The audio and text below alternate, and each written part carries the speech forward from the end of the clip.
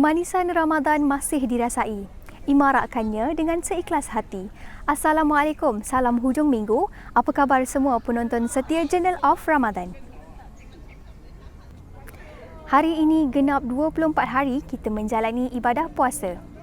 Apa saja kebaikan yang kita lakukan di sepanjang Ramadan ini diharapkan tidak disia-siakan dan kekal sebagai rutin harian kita selamanya. Episod kali ini, kita bawakan kepada anda satu lagi kisah peperangan yang boleh kita hayati. Jom kita saksikan bingkisan ini.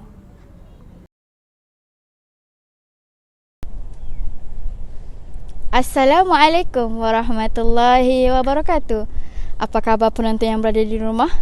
Semoga anda semua berada di lindungan Allah Subhanahu wa taala. Nama saya Nur Aisyah binti Muhammad Azlin sebagai penyampai anda pada minggu ini. Pada minggu ini saya akan menceritakan tentang penalukan Islam di Andalusia. Sebelum itu, tahukah anda penalukan Islam Andalusia ini bukanlah kali pertama yang berlaku? Bila kita lihat balik dalam sejarah-sejarah Islam, banyak wilayah-wilayah telah menaluki Islam. Antaranya ialah Mesir dan sebagainya. Dalam buku The History of Arab, Fili Khirihiti menyatakan bahawa ada satu rahsia kenapa wilayah-wilayah ini ditaluki Islam. Antaranya ialah Islam ini bukanlah agama yang menzalimi rakyatnya. Yang kedua, Islam juga bukan memimpin untuk menguasai kuasa sahaja.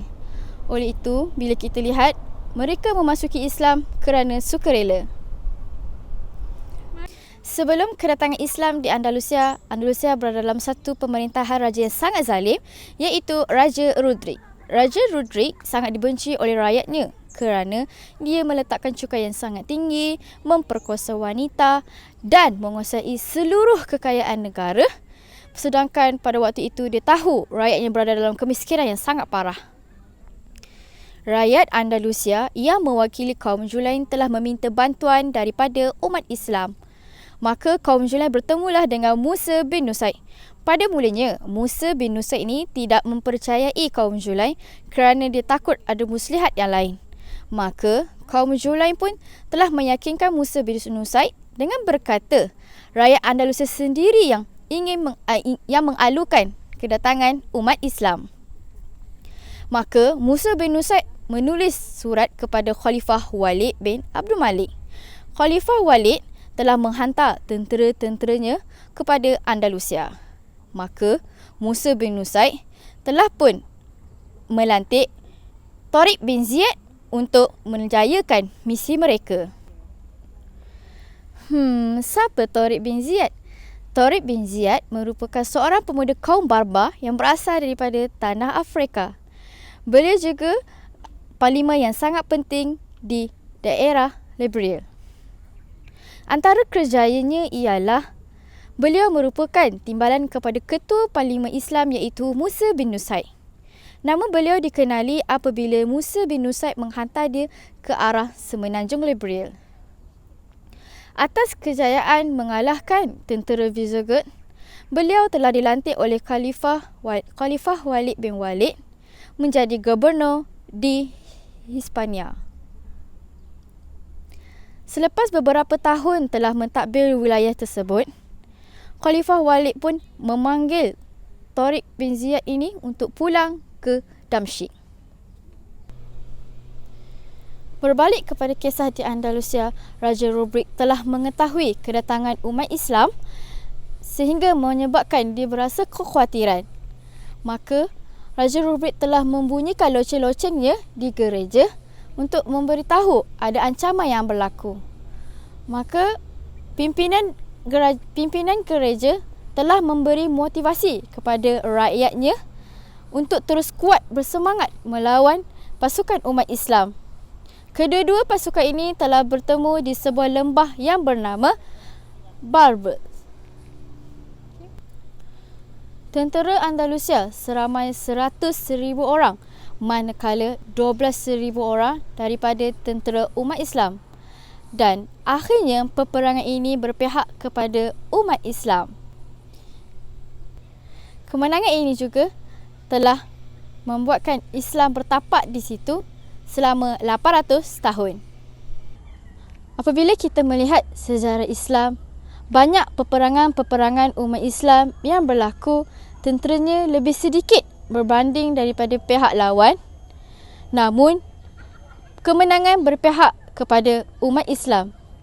Hal ini dalam surah Al-Baqarah ayat 249, Allah berfirman, Kam min fi'atin qalilatin ghalabat fi'atan katsiratan biiznillah. Berapa banyak yang pernah terjadi, golongan yang sedikit menentang golongan yang banyak peroleh kemenangan dengan izin Allah. maka dengan izin Allah Subhanahu wa taala, Allah telah memenangkan umat Islam. Dengan kemenangan yang dibawa oleh Ibnu Tariq ini, telah memberikan umat Islam tersebar dengan begitu luas.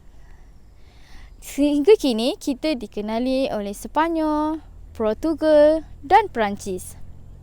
Dengan penaklukan yang dibawa oleh Ibnu Tariq ini, telah memberi kesan yang sangat besar buat Andalusia. Khususnya dari segi ilmu, teknologi dan sosiologi. Beberapa peristiwa sejarah Islam yang tercatat telah menunjukkan bahawa umat Islam sentiasa bergerak dalam dakwah dan jihad walaupun dalam keadaan dahaga dan lapar.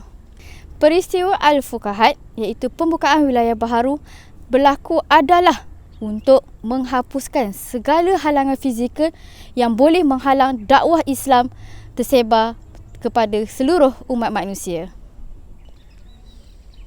Akhir sekali, sejarah perang Islam ini telah menjadikan kita sebagai seorang yang sentiasa produktif, apatah lagi di bulan Ramadan yang mulia ini. Oleh itu, manfaatkan waktu yang ada dan jadilah kita sebagai seorang yang sentiasa produktif dalam melakukan amal ibadah, apatah lagi di bulan Ramadan yang mulia ini. Oleh itu, semoga kita menjadi esok lebih baik daripada hari ini. Sekian sahaja daripada saya, Nur Aisyah binti Muhammad Azlin. Assalamualaikum warahmatullahi wabarakatuh. Sedar tak sedar, Journal of Ramadan sudah sampai ke penghujungnya. Tamat sudah 5 episod Journal of Ramadan tahun ini. Dalam usaha untuk mempertingkatkan Ramadan kali ini, marilah kita bersama-sama merenung kembali sejauh mana kita telah memanfaatkan peluang ibadah dan keberkatan yang ada. Berusahalah bersungguh-sungguh dalam meraih sebanyak mungkin pahala sepanjang Ramadan ini agar Ramadan kali ini merupakan terbaik pernah kita jalani. Semoga kita berjumpa lagi di lain masa. Saya Asma Iwani ingin memohon maaf jika ada kesilapan sepanjang saya mengacara dokumentari ini. Sekian, Assalamualaikum.